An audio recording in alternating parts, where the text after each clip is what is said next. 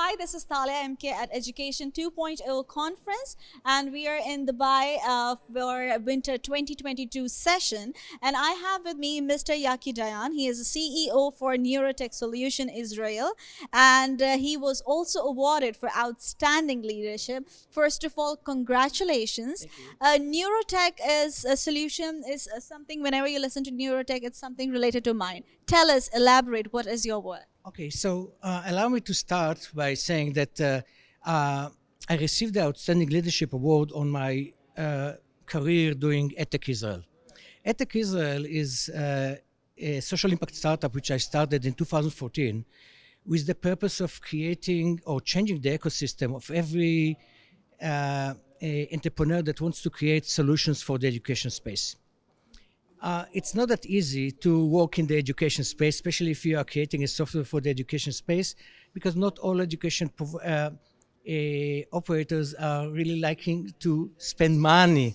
No, but also to change money, to spend money on this. And when you are creating a company, especially a technology company, and when you are coming to the education space, you do it with a purpose because you feel that you know that you are making an impact, but also you also to make some money.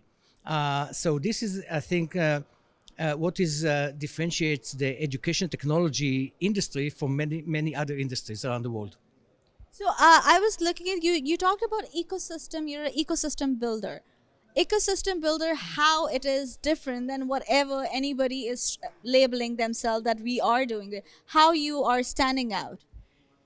When I approached this, I didn't know, but people called my job as a social impact entrepreneur. I didn't actually knew that I'm a social impact entrepreneur. To create an impact, you need to be in a strong position. Only strong change leaders, change agents, can make a change education or change any ecosystem. A strong change agent is, for example, a company that is doing a few millions in education, meaning that they have a good solution, they have a market, and they can make a difference. So when I looked around at September 2014, I didn't see enough edtech startups in Israel. So I spent all my time and energy and creativity in order to find what is actually required to bring this ecosystem up. So I was actually interviewing a lot of CEOs, talking to them. For example, in 2015, one of the things that they said was that they wish they had an EdTech summit in Israel, because a summit is a place where you can actually showcase all the innovation that you have in your country, but you can also invite investors and other change makers from around the world. So in June 2016, I established an EdTech summit in Israel, which in the last one, unfortunately in 2019, because of COVID, already attracted more than 120 internationals and 50 international speakers to Israel to interact with more than 300 entrepreneurs in Israel on the education technology space. This is something that, one of the things that I have done in order to create opportunities for edtech entrepreneurs to meet investors, to meet market segments, and to sell their products to the world. See, when we talk about change, when we talk about ecosystem or something, people are always avoiding change. Nobody wants to change. They just would want to think how ethical or traditional ways are. What are the difficulties you as an influencer and as a person who have already changed and made an impact? What were the difficulties you faced so that the newcomers who wants to make a change in this field learn from you? First thing is to have a very clear vision. Then to have the patience. Things do not happen overnight, and there are many ups and downs along the way. And many people will tell you that it's not possible. So you really need to be an optimist if you actually want to make a change. And it also, you need to be in a position that you also inspire others. It's way easier for for a startup to do the solution in anything other than education. So when I already met people that wanted to do a change in education, I was trying to motivate them as much as possible to stick to that and not to take the easy road and do some, let's say, a startup in crypto or cybersecurity or another field, because it really takes the resilience, it really takes the persistence, and it really, you must be optimistic if you actually want to make a change in education. Amazing. Could you tell us you won an award for outstanding leadership? What led to the winning of that award? Well, I know that I submitted to the committee my career at Tech Israel. And I think that this is the reason that they decided to nominate me with this award, because it is for outstanding leadership. And I believe that there was some leadership in the way that I've actually been doing and trying to bring this ecosystem in Israel to success. So, how do you think this industry is transforming that we live in a global scale? Do you think the changes are happening, and do you think that changes are positive, or we are still struggling to make the change? You know, I think that what we see are amazing changes in the industry. You know, before COVID, there was a question mark about digital education. There is no question mark at all that digital and technology can make a change. I would like to give you an example. Since April this year, I'm a CEO of a company called Neurotech Solutions. What we are doing ADHD diagnosis. Now, I don't know how much you know about ADHD, but if you have ADHD, let's put it this way, you can suffer all your life from poor academic performance. Almost 70% of the people in jails have ADHD. You know, if you have ADHD when you are a young adult, if you are a young driver, 65% chance that you will make a car accident during the first year that you receive your car license. So, you know, there's so much, you know, ADHD is something that really fundamental, and early detection of ADHD and diagnosis and treatment of that can really change the life of people. About ADHD, people have heard about it, but I believe when our parents were growing up, or when we were like, no, don't have any difficulty of learning, just stop wasting time and just learn.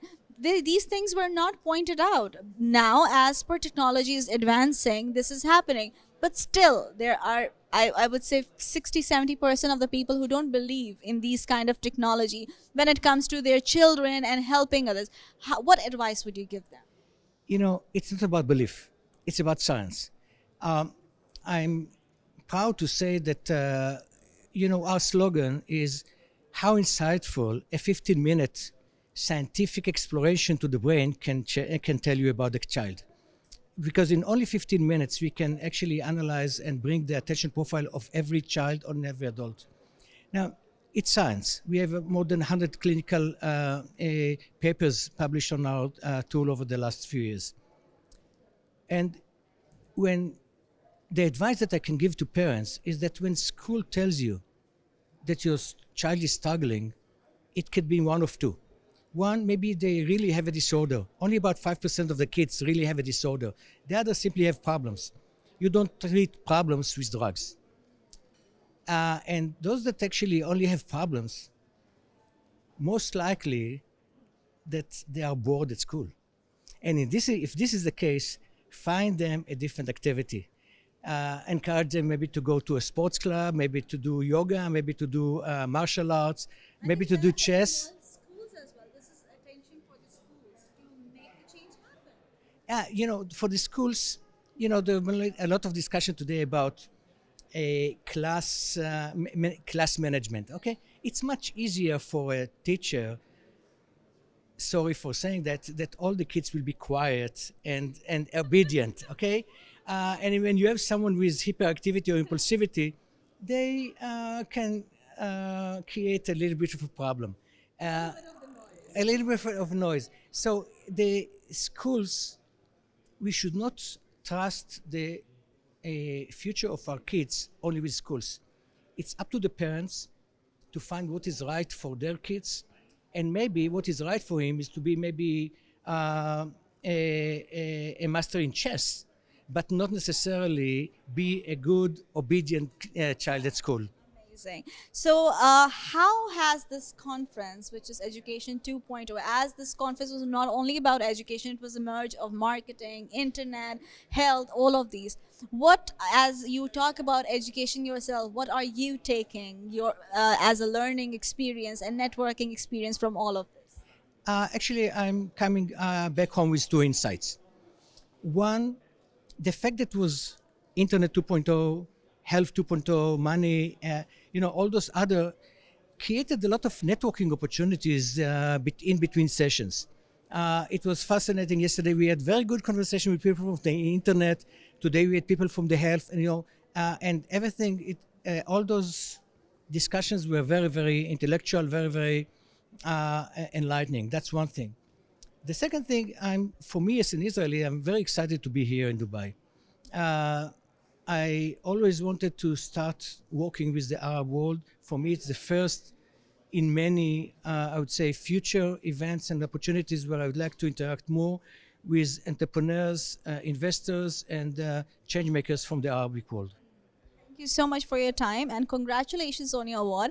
I believe your email address is mentioned. If somebody wants to take your brains or collaborate with you, how can they reach you? The easiest way is on LinkedIn. I'm very active on LinkedIn. Just search for Yaki, Y-A-K-I, Dayan. You'll find me over there. Thank you so much for your time. I hope to see you grow. And as technology is advancing, as education system is advancing, as we all are evolving, we need to understand that we are evolving, and we need to understand that growth is only happening when we accept the change, the positive and the negative, by educating ourselves. Thank you so much for your time, and I hope to see you grow and your company grow as well. Thank This you is very Talia. much for having me here. Thank you. This is Talia MK signing off.